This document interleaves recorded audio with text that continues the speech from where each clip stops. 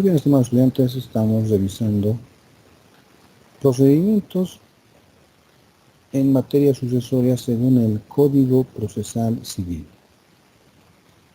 Entonces, estamos tomando en cuenta, mire, el Código Procesal Civil. Habíamos mencionado que el Código Procesal Civil está dividido en dos libros. Un libro primero, que ustedes pues ya están observando que son temas que ya les voy adelantando para la materia de Derecho Procesal Civil.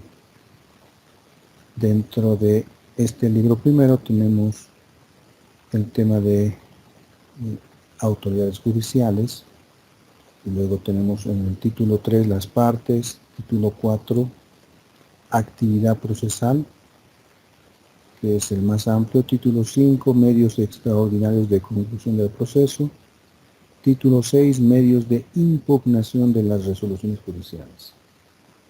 Ese es el resumen de los títulos que contiene el libro primero. Ahora vamos a ir, como ustedes ya lo saben, el libro segundo empieza con los procesos, ¿no? Desarrollo de los procesos. Entonces, esta segunda parte, o mejor dicho, este segundo libro, tiene que ver con procesos, de los cuales hemos identificado, hemos llegado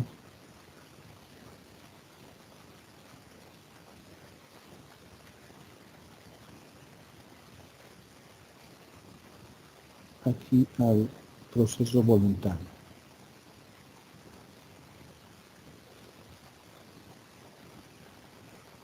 Los procesos voluntarios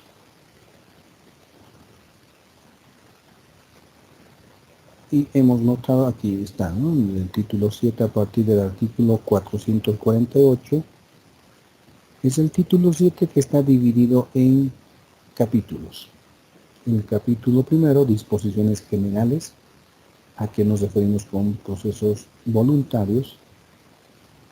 La enunciación nos muestra que son 5 procesos sucesorios, o sea, la mitad de los procesos enunciados en la vía voluntaria judicial son procesos sucesorios. El capítulo segundo habla de procesos sucesorios. Ya hemos visto la aceptación de la herencia, que se la efectúa ante notario de fe pública. Se la denomina aceptación de la herencia. No es declaratorio, estimados. Se lo sustancia ante notario de fe pública, esto de acuerdo a la ley del notariado. Tenemos entonces, acá, sección 1, sucesión legal. La sucesión legal ab intestata, sin testamento. La sección 2 es la sucesión testamentaria. Para esto vamos a ver, mire, en este caso vamos a ver sucesión testamentaria. En su primera parte, bueno, habla del testamento cerrado y la apertura, que ya también hemos visto, apertura del testamento. Luego hemos visto el testamento abierto. Debemos notar lo siguiente, estimados, que en la sucesión testamentaria tenemos dos clases de testamentos, según el Código Civil. Los testamentos solemnes y los testamentos especiales. Podemos ir al Código Civil.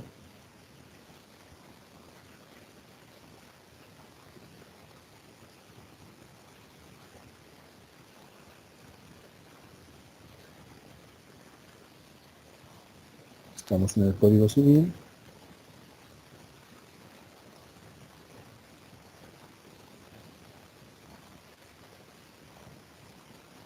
Sucesión testamentaria. Bueno, acá tenemos la noción de el testamento, la sucesión testamentaria. herencia, legado, testamento, bueno, carácter personalísimo, todo esto lo hemos visto, de la capacidad para testar,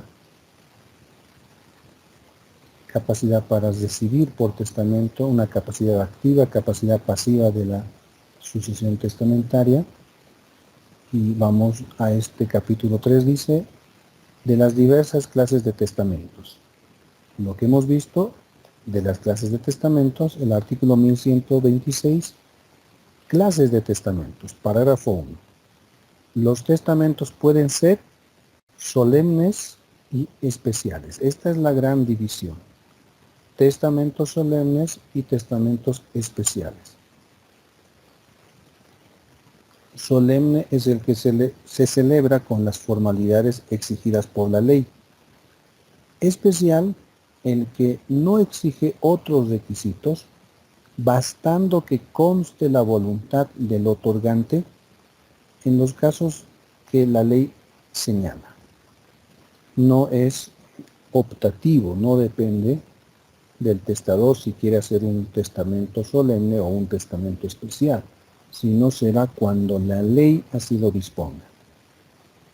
Los testamentos solemnes pueden ser cesados y testamentos abiertos. Bueno, lo que estamos viendo acá en el Código Procesal es el testamento solemne. En primer lugar, desde este artículo, sucesión testamentaria, lo tenemos el solemne cesado. Y por eso aquí aparece, ¿no? Legitimación, la o el heredero, albacea o cualquier otro interesado en la comprobación, apertura y protocolización de un testamento. Si estamos hablando de la comprobación y apertura, nos estamos refiriendo a un testamento cesado. Aquí el Código Procesal Civil no nos explica claramente, no nos menciona acerca de testamento cesado. Sin embargo, es por obvias razones que estamos entendiendo que nos referimos al testamento que ha sido otorgado ante notario y que está cerrado.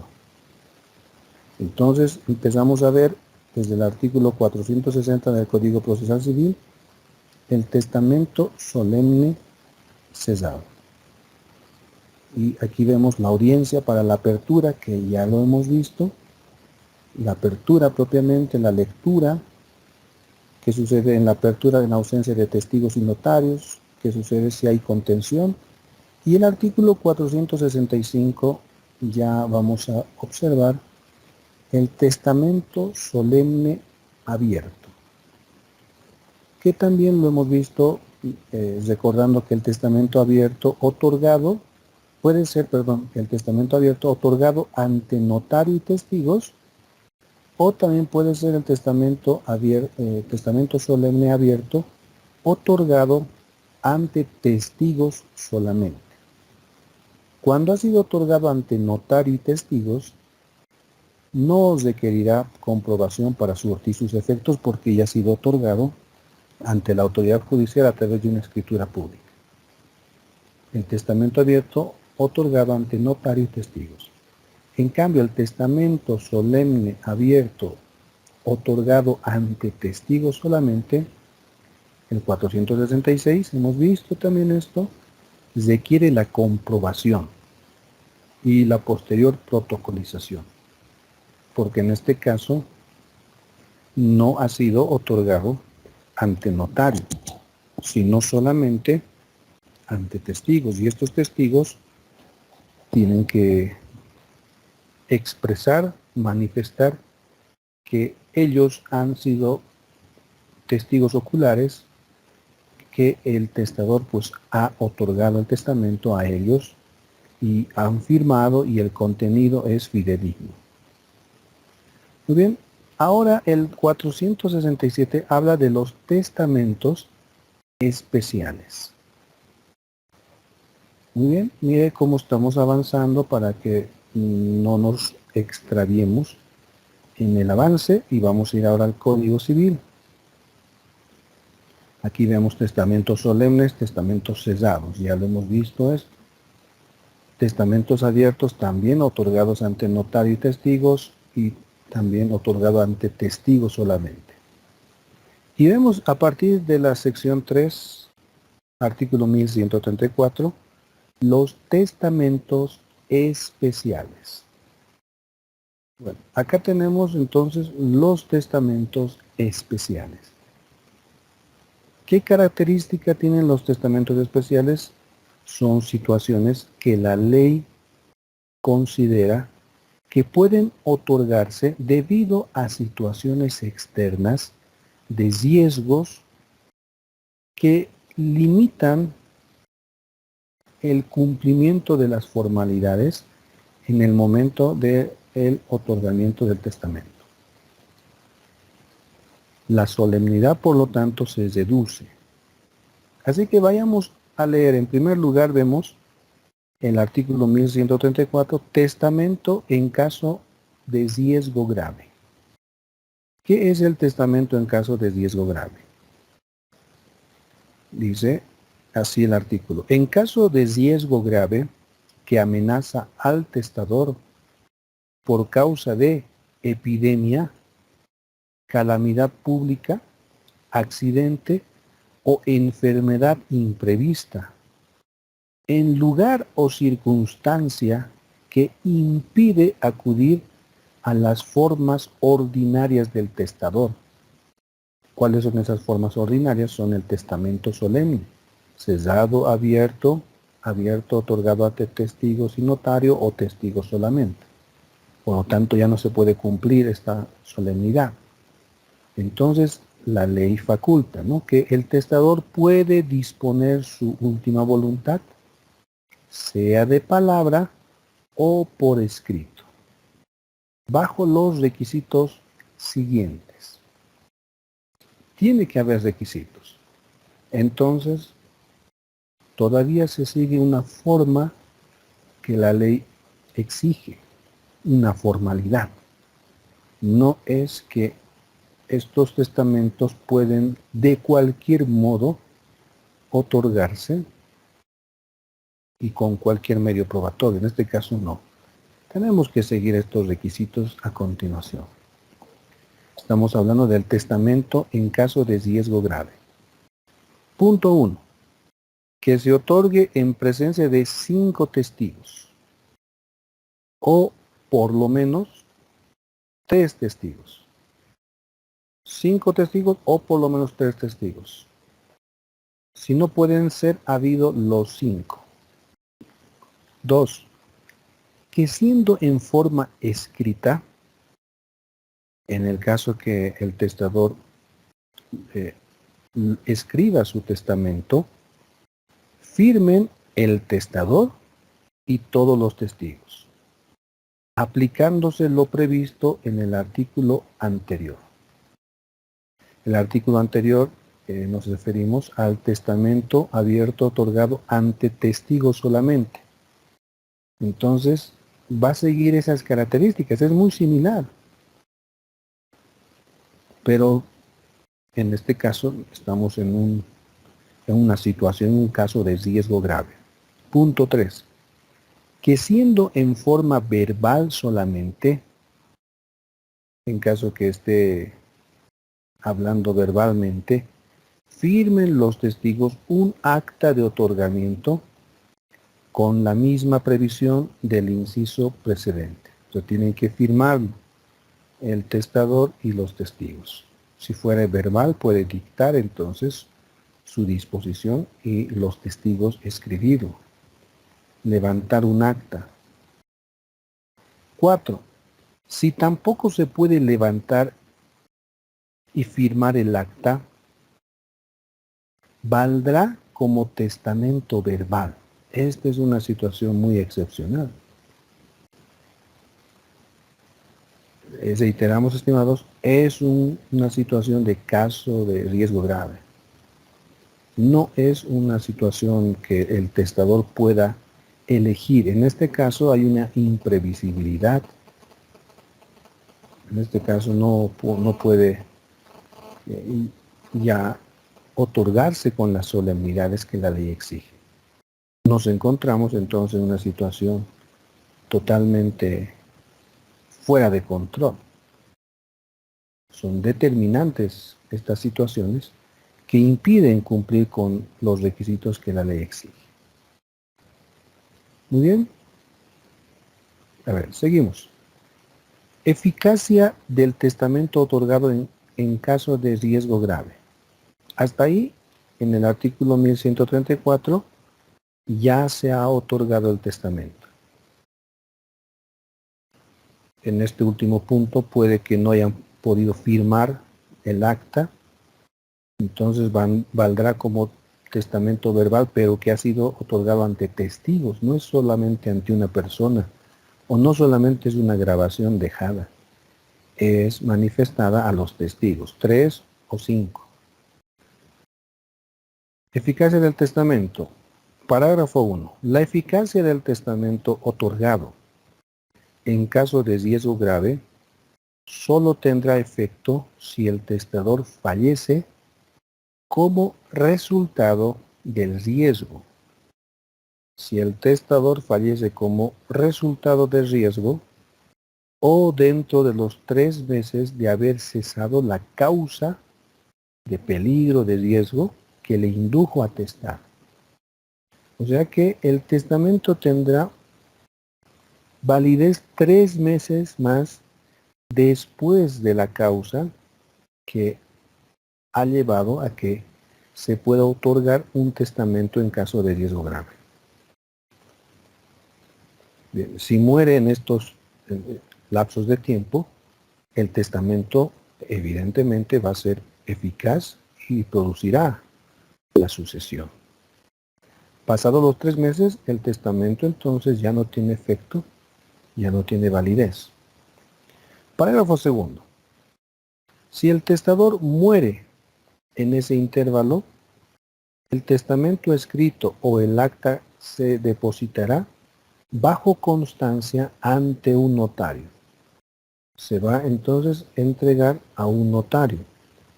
En su caso al más próximo, ¿quién deberá informar a los interesados? Esta es una situación igualmente que tiene que presentarse, ¿no?, ante la autoridad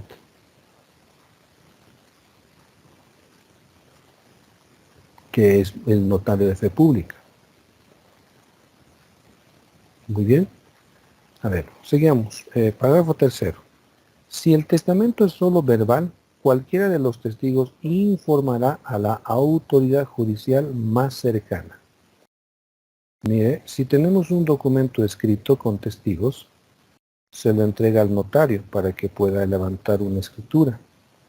Pero si solo es verbal, ya no es al notario, es a la autoridad judicial según el Código Civil.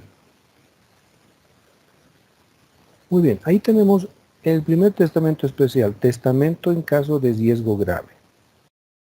Veamos otro testamento, otra clase de testamento especial. Testamento a bordo de nave o aeronave y su eficacia.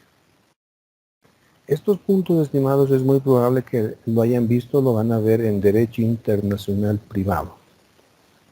Características en cuanto a un desplazamiento de una aeronave de un país a otro, tiene como autoridad al comandante, al capitán de la nave o aeronave, y volará bajo la jurisdicción de la bandera a la cual representa la nave aeronave. Entonces, en este caso vemos lo siguiente, parágrafo 1. Los viajeros a bordo de nave marítima, fluvial, lacustre o aérea pueden testar durante el viaje ante el capitán o comandante de ella, que se considera, reitero, como la autoridad dentro de la nave aeronave. A falta de si no hubiera, bueno, lo que estamos hablando acá es que puede que haya sucedido algún siniestro o esté a punto o en camino de algo no esperado, imprevisto, y que tenga que otorgarse el testamento, bueno, se lo hará al capitán comandante, o si no hubiera estos, ante quien le sigue en rango inmediato. ¿Quién está al mando entonces de la aeronave? Será la persona a la cual tendrá que acudirse para otorgar el testamento. Esto será en presencia de por lo menos 3 testigos.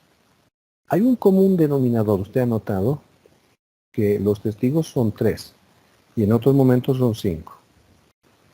Por lo menos 3 en acá menciona. Observándose en lo demás y en cuanto sea aplicable según el caso, lo prescrito sobre los testamentos cesados, abiertos o verbales. Entonces, ¿qué es lo que tenemos que hacer? Bueno, usted ya sabe, testamentos cesados es que el testador ha escrito en un documento, lo ha cesado en una cubierta, en un sobre, y lo está presentando ante el comandante. O si fuera abierto, puede ser abierto presentándolo con testigos, ya conociendo el contenido, ¿no? O verbales, bueno, que los testigos estén presenciando y no se pueda firmar, entonces ellos están oyendo la disposición, ¿no? Debiendo anotarse el otorgamiento en el diario de a bordo. Un requisito también importante, ¿no?, para que proceda. Parágrafo segundo. La eficacia de esta clase de testamento de nave o aeronave surte efecto únicamente si el testador muere durante el viaje. Si es que muere durante el viaje, este testamento, otorgado ante el capitán o comandante, podrá producir sus efectos. En caso contrario, caduca pasados ahora 30 días. Después de 30 días de haber sido, ¿no?, el viaje concluido, un viaje muy accidentado, riesgoso, imprevisible, entonces el testamento ya no tendrá, ¿no?, lugar, ya caducará. Después del desembarco en el lugar donde el testador pueda acudir a las formas ordinarias de testar. ¿Cuáles son las formas ordinarias? Testamento solemne, cesado o abierto. Bueno, ese es el testamento a bordo de nave o aeronave y su eficacia. En este caso nos estamos refiriendo a posibles accidentes que susciten. Y la ley también prevé que puedan otorgarse testamentos de esta manera. Obviamente, si se otorga el testamento al capitán, comandante, y no hubiere, lamentablemente, ningún sobreviviente, y no hubiere rastros de la otorgación del testamento, entonces, bueno, tendrá que irse a la sucesión legal. No habrá evidencia de la existencia de testamento. No se conocerá a los testigos, no sabemos qué ha acontecido.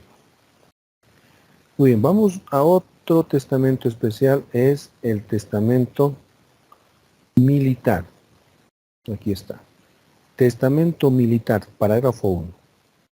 Los militares, los asimilados a las Fuerzas Armadas en general y los movilizados en campaña, ya nos estamos refiriendo a una campaña militar, puede ser ya maniobras de guerra, pueden testar ante el jefe de la unidad militar.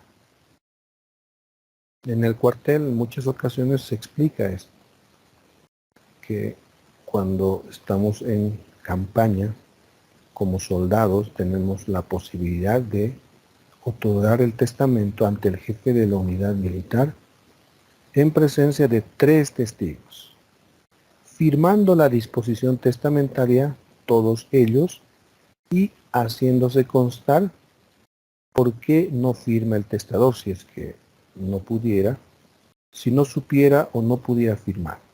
¿Cuál es la razón? Entendemos que en una campaña militar ya podían haber ciertas heridas que impidan que pueda firmarse. Entonces, la presencia de testigos será muy importante ante el jefe de la unidad militar. El testamento, párrafo segundo, se anotará en el libro de novedades o partes de la unidad y se transmitirá por orden regular al ministerio respectivo. Sería el Ministerio de Defensa, para su depósito en el archivo y la comunicación correspondiente a los interesados. Eficacia del testamento militar.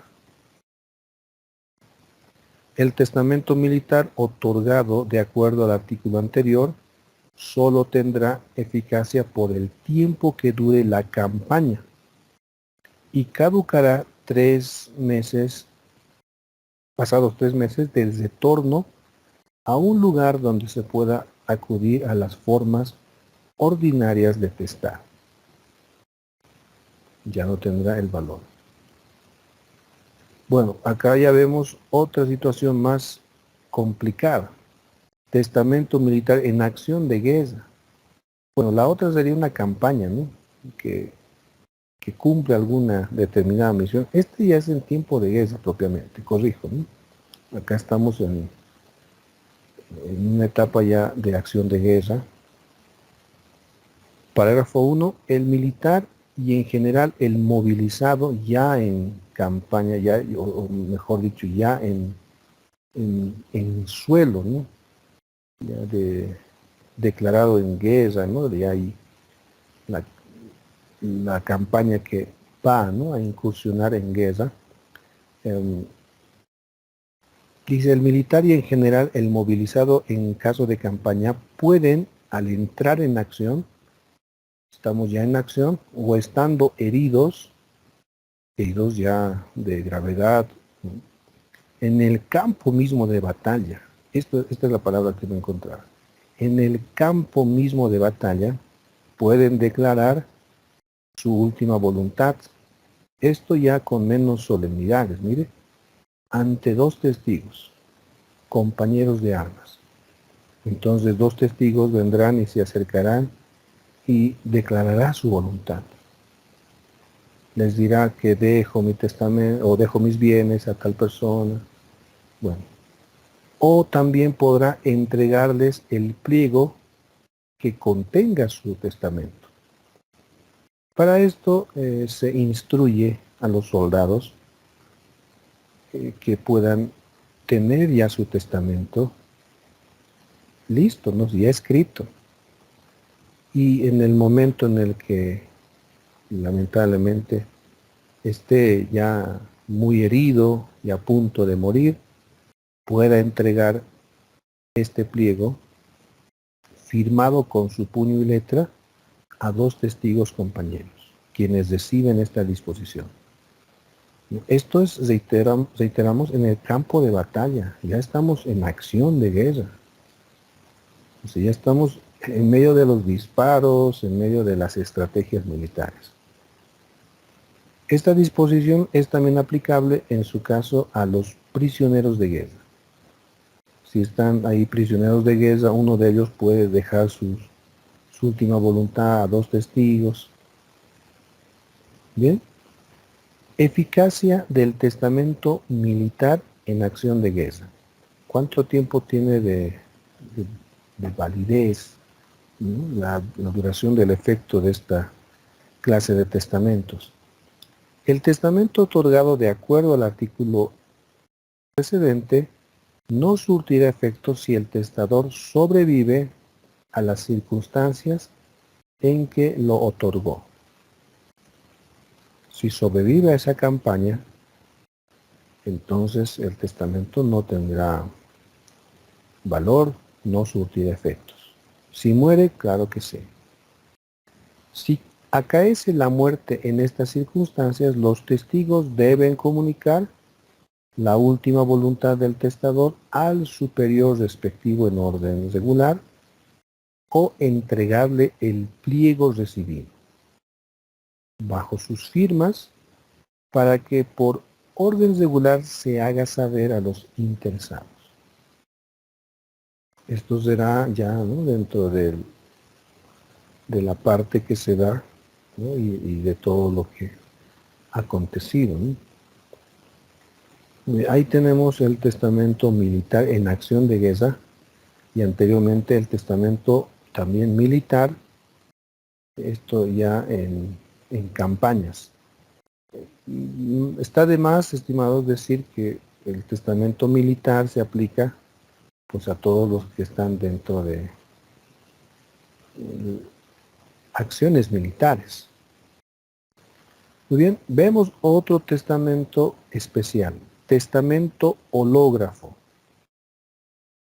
Ustedes notarán, haciendo una pausa, estimados, que el común denominador de los testamentos especiales son los testigos, importantes los testigos. En todos aparecen los testigos. Testamento hológrafo.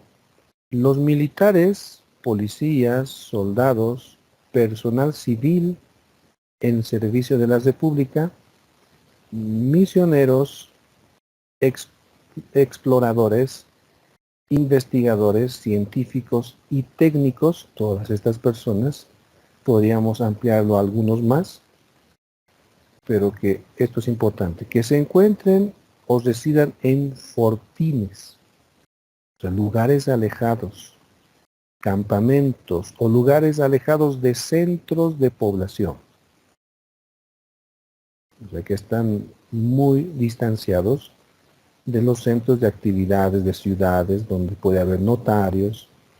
En este caso, estas personas pueden testar en su cartera o en papel suelto. Si lo escrito en la cartera o en papel suelto lleva fecha y firma y es todo en su propia letra, vale lo que se disponga, aunque no haya testigos. Este es el testamento hológrafo, estimados. Comprobada que sea la autenticidad de la letra, firma y fecha.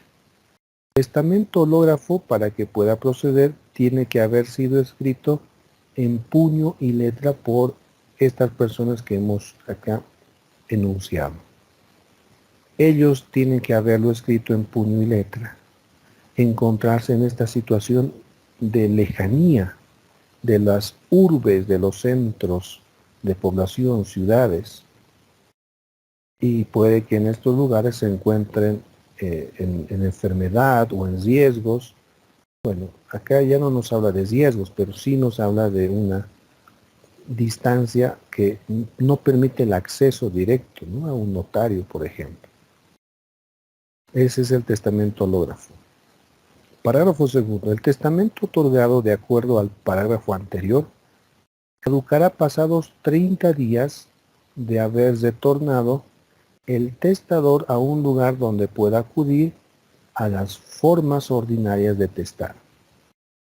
También, estimados, estamos viendo el común denominador del testamento especial, que tiene un tiempo de validez determinado. Que apenas concluya esa situación que llevaba o impedía que cumplan con las solemnidades ordinarias, una vez que éstas han pasado, dependiendo de la clase de testamento especial, durará 30 días o 3 meses y luego caducará el testamento. Y si quisiera otorgarlo, tendrá que hacerlo siguiendo las formalidades del testamento cerrado o abierto, testamento solemne. Finalmente, testamentos de campesinos. Estamos hablando de testamentos especiales, ¿no? Los campesinos y otras personas que vivan en lugares distantes y sin facilidad de comunicación pueden otorgar sus testamentos en una de las formas contenidas en este código. Para empezar, entonces, en alguna de estas formas, que hay una apertura mayor, ¿no? O hacerlo en su idioma propio sujetándose a sus usos con tal que no sean contrarios al orden público y a las buenas costumbres. ¿Listo, estimados? A ver, hemos leído, estimados, los testamentos especiales que enuncia el Código Civil. Lo leemos a la inversa: testamento de campesinos, testamento hológrafo, testamento militar en acción de guerra o siendo prisionero, testamento militar, testamento a bordo de nave o aeronave. Tenemos el testamento en caso de riesgo grave. Ahora, ¿qué es lo que se hace en este caso? Artículo 467. Testamentos especiales. Hemos visto muchas características comunes, ¿verdad? Ahora, dice así el Código Procesal Civil. Parágrafo 1. La comprobación y protocolización de los testamentos especiales regulados en el Código Civil, que lo hemos leído, se sujetará al procedimiento previsto en el artículo anterior, en todo cuanto fuere pertinente. Es decir, que vamos a aplicar las reglas para el testamento otorgado ante testigos solamente. Este es el testamento solemne abierto otorgado ante testigos solamente. En este caso se va a producir la comprobación y protocolización del testamento abierto y otorgado ante testigos solamente en una audiencia con el reconocimiento de sus firmas de los testigos y la declaración de que su contenido intelectual es el mismo que hubieron oído dictar a la o el testador, o que ésta o éste les hubiere presentado ya redactadas. Cumplidos los anteriores requisitos legales, la autoridad judicial dispondrá la protocolización del testamento y actuados pertinentes en una notaría de fe pública.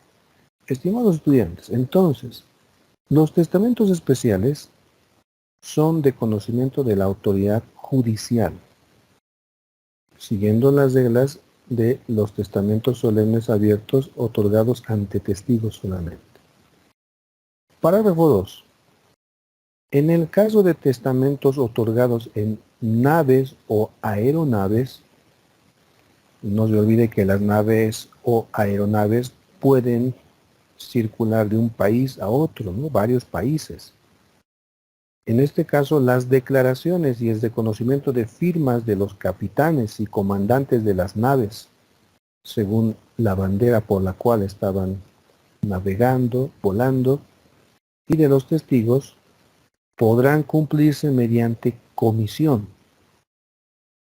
La comisión, es decir, un juez se dirige a otro juez de una jurisdicción distinta. Podría ser entonces de aquí de La Paz con un juez allá en Santa Cruz, para que pueda llevar adelante la notificación o citación, por ejemplo, a el capitán o comandante o testigos que han presenciado, ¿no?, esta otorgación de testamento. Librada a la autoridad judicial del lugar donde ellos pudieran ser habidos, es decir, de La Paz a Cochabamba, ¿no?, de Oruro a Potosí, de Potosí a Sucre, etc. Si tuvieran que producirse fuera del Estado, si fuera que el capitán o los testigos estén en otro país, estas diligencias serán cumplidas mediante exhorto suplicatorio. El exhorto suplicatorio, estimados, es el medio de comunicación de una autoridad judicial de nuestro Estado con otra autoridad judicial de otro país, de otro sistema jurídico.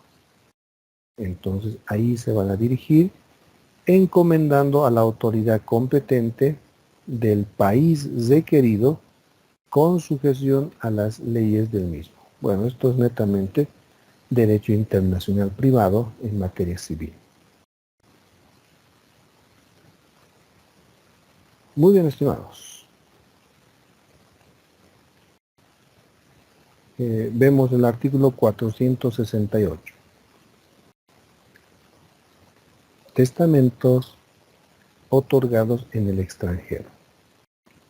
¿Qué sucede en este caso? Parágrafo 1. Los testamentos otorgados en el extranjero surtirán efectos en el Estado plurinacional de acuerdo a los tratados y convenios vigentes. Hay que ver cuáles son los tratados que se tengan, ¿no? En el caso de los países aquí circundantes, ¿no? Alrededor. Entonces, tendríamos que revisar. Y aquí tiene que ver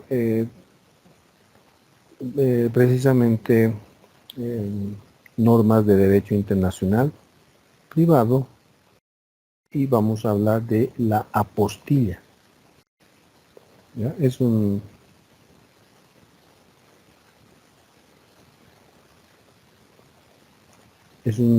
tramitación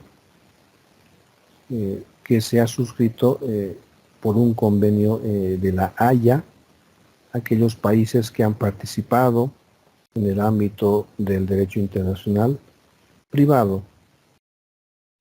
La apostilla que permite que los estados que han suscrito este acuerdo puedan presentar los documentos públicos escritos notariados de distintos países y que puedan surtir efectos en otro país que también es miembro de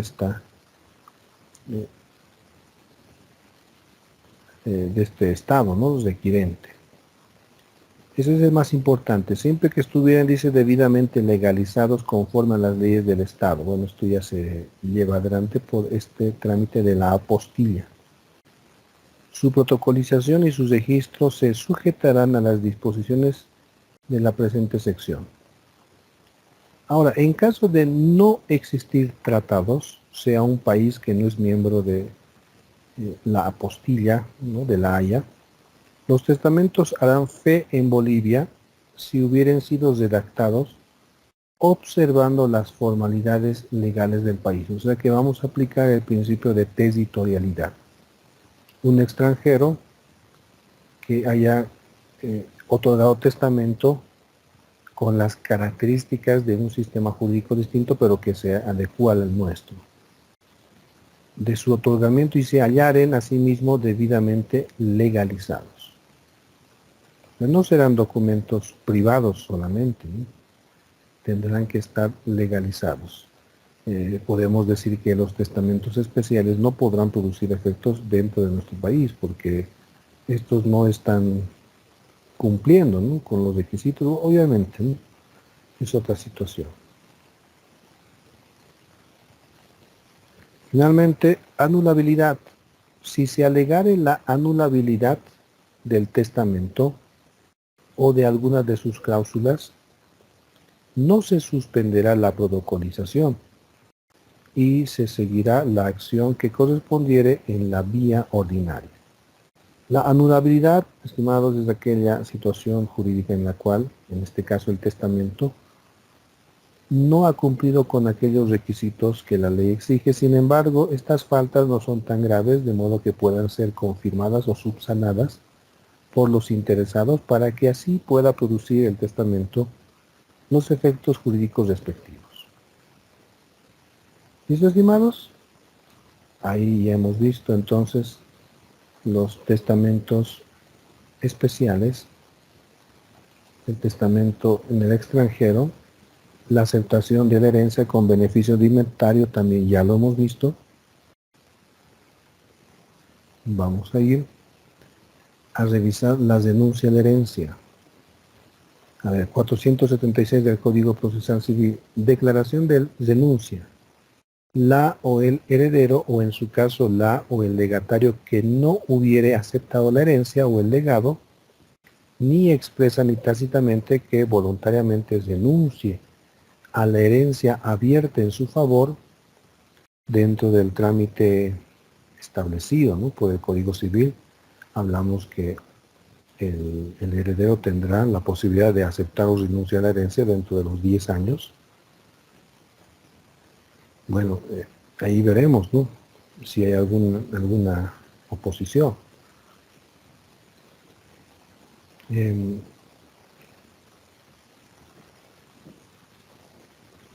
si no hubiera aceptado la herencia o el legado ni expresa ni tácitamente, que voluntariamente denuncia la herencia abierta en su favor, declarará en escritura pública, o sea que ante notario de fe pública. Ante notario de fe pública se va a otorgar esta tramitación. Bueno, podemos ver la ley del notariado, más que todo el decreto reglamentario.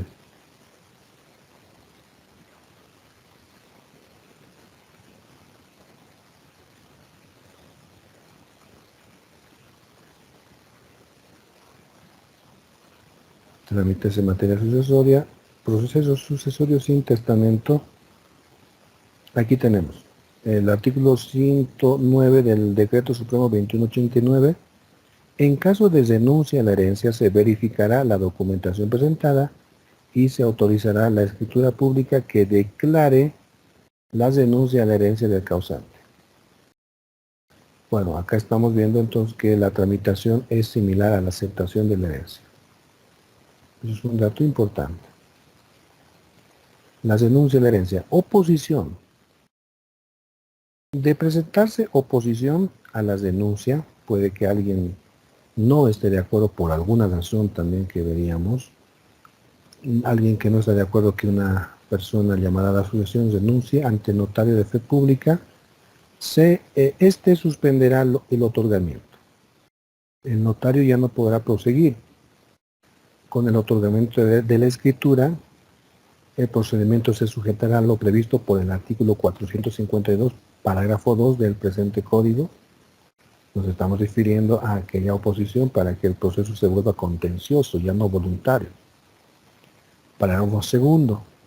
La o el heredero o cualquier persona que acredite un interés legítimo que no hubiere planteado oposición ante el notario, no lo hubiera hecho en su momento, podrá acudir a la vía ordinaria.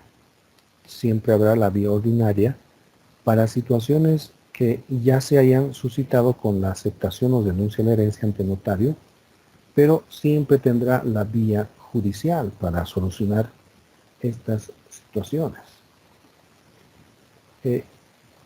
Bueno, incidencias sobre el proceso sucesorio podrían ser sobre los bienes o sobre la vocación sucesoria.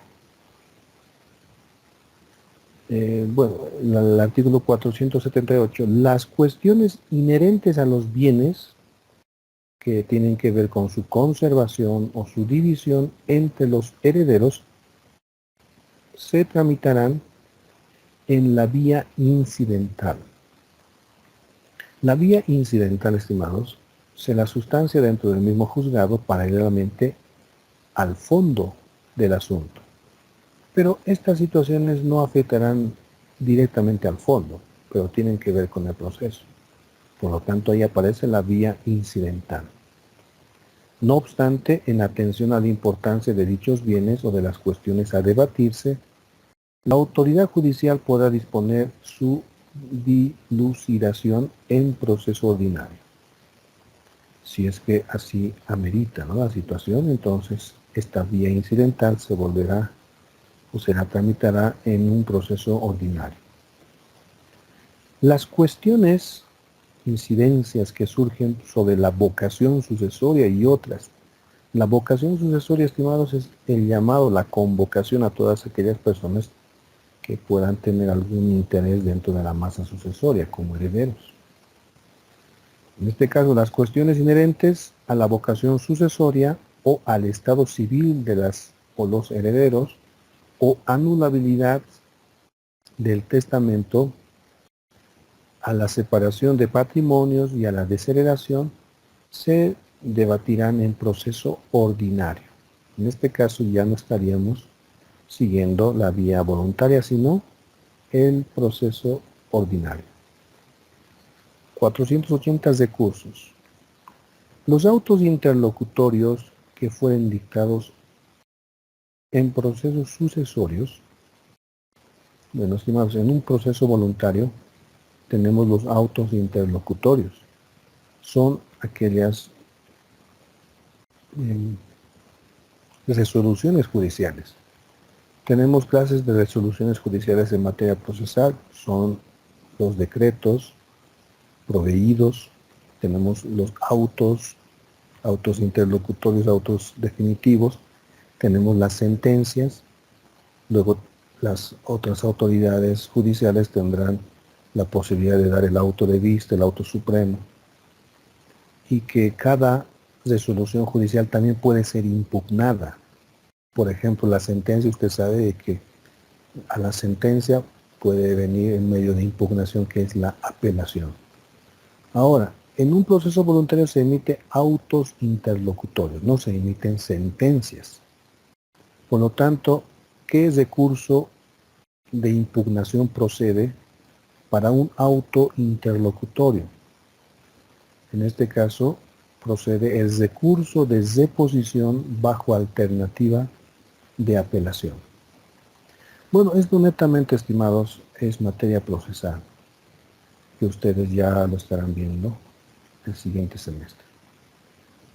Y para concluir, estimados, sucesión del Estado. Vamos a ver la sucesión del Estado. Usted ha visto que cuando no hay herederos forzosos, no hay simplemente legales ni otros parientes hasta el tercer grado, entonces el Estado será el sucesor. Bajo este tratamiento, bajo estas características. Sucesión del Estado. Procedencia.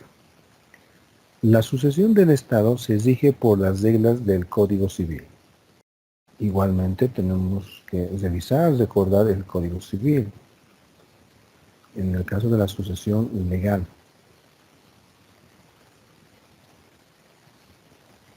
Vamos a ir un momento. Aquí tenemos sucesión del Estado, artículo 1111. Adquisición de los bienes por parte del Estado. Parágrafo 1. A falta de otros llamados a suceder, la herencia se defiere al Estado. La adquisición se opera de derecho sin que haga falta la aceptación ni tenga lugar la denuncia. Parágrafo 2. El Estado no responde por las deudas hereditarias más allá del valor que tengan los bienes adquiridos. Pero hay algo importante, estimados. Para que el Estado pueda suceder, acá dice que lo hace de pleno derecho, o sea que no hace falta que acepte o renuncie, pero previamente a esto, el Código Procesal nos llevará a un trámite que es procedimiento. El procedimiento de declaratoria de bienes vacantes. Tendrá que tramitarse la declaratoria de bienes vacantes. Y una vez que ésta se concrete, el Estado se adjudica de pleno derecho estos bienes, denominados vacantes, porque no tienen titular. Así que no es tan sencillo, no es que, bueno, aquel inmueble no hay nadie, bueno, entonces ya es del Estado. No, tiene que ser declarado un bien vacante. Eso es lo que vamos a ver aquí, en el punto 1. Cualquier persona podrá denunciar, dice, cualquier persona podrá denunciar ante la autoridad judicial la existencia de bienes vacantes o presuntos bienes vacantes. Podemos ver, por ejemplo, usted ha debido ver alguna propiedad, algún lote abandonado ya de hace muchos años y aparentemente, presuntamente, sus titulares pues ya no son habidos. Pero esto es una presunción porque sus titulares podrían estar a unas 2 o 3 cuadras del lugar y que simplemente han abandonado este lugar, están dejando que el terreno pueda incrementar su valor y luego venderlo, así que no es que automáticamente el Estado se apropia de esto. Por esa razón, entonces hay una denuncia de existencia de presuntos bienes vacantes. Esta, al admitir la denuncia, la autoridad judicial va a admitir la denuncia, designará un curador.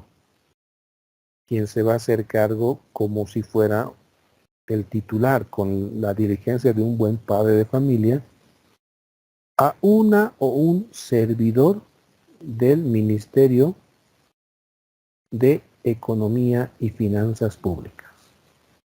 A un servidor público, entonces, que pertenece al Ministerio de Economía y Finanzas Públicas.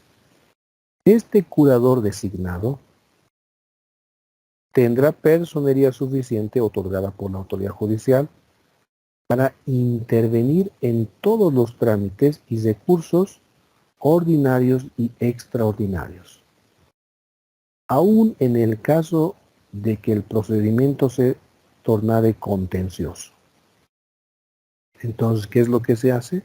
Hay una denuncia, el juez ya va a designar a un curador de este bien, hagamos de cuenta un inmueble, un lote de terreno, a un servidor o servidora del Ministerio de Economía y Finanzas. 2. La o el curador designado aceptará el cargo previo juramento y levantará inventario enumerativo de los bienes y adoptará las medidas más convenientes como un buen padre de familia para la seguridad de ellos. Como un buen padre de familia, entonces tendrá que haber una seguridad, un cuidado de estos bienes. Pero hasta ahí todavía el Estado no es el titular, no se ha apropiado todavía de estos bienes, porque es un procedimiento, estimados. 3. Practicará las medidas de seguridad previas. En el numeral anterior se ordenará la publicación del edicto. Tiene que haber una publicación del edicto. Esta por dos veces cada 15 días, en un periódico de circulación nacional.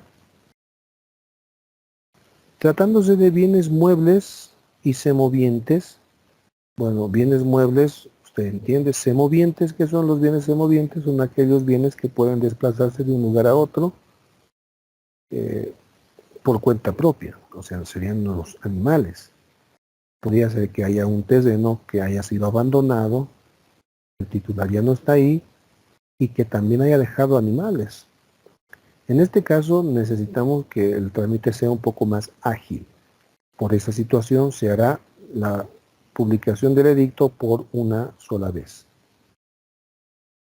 Se está publicando, se está dando a conocer que hay un bien que está llevándose a trámite para la declaración de bien vacante.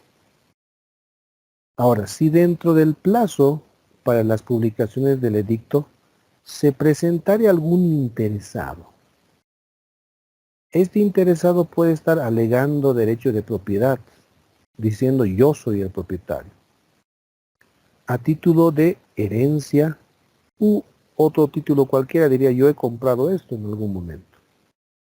En ese caso, estimados, ya no seguimos la vía voluntaria, sino se declarará contencioso el procedimiento. No se olvide que seguimos en un proceso voluntario. La sucesión del Estado es también un proceso voluntario. Se tramitará entonces en la vía ordinaria. Ya no será como proceso voluntario. Si es que apareciera alguien exigiendo algún derecho sobre este bien que estaba siendo visto como un bien vacante. 5. No presentándose interesados dentro del plazo de 30 días, si es que no se presentara, en el caso de inmuebles, y de 8 días en el de muebles. Los muebles no nos olvidemos que necesitamos un poco más de celeridad.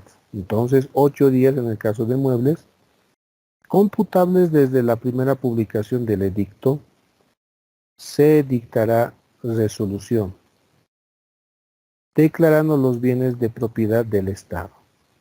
Entonces, estimados, acá va a haber una resolución, no es una sentencia, reiteramos, ¿no? En un proceso voluntario va a haber una resolución que declara que los bienes o que estos determinados bienes ahora son de propiedad del Estado. Al mismo tiempo, se ordenará la tasación de los bienes. ¿Cuánto cuestan los bienes? ¿Por qué razón hay que tasar el valor de estos bienes? Vamos a ver a continuación. La o el denunciante tendrá derecho a la cuarta parte del valor de los bienes. Una cuarta parte del valor de los bienes, que ahora ya es del Estado, son como un derecho premial para el denunciante. Este valor será el determinado por el perito, tratándose de bienes muebles e inmuebles, y el nominal en el de acciones, títulos o valores mobiliarios.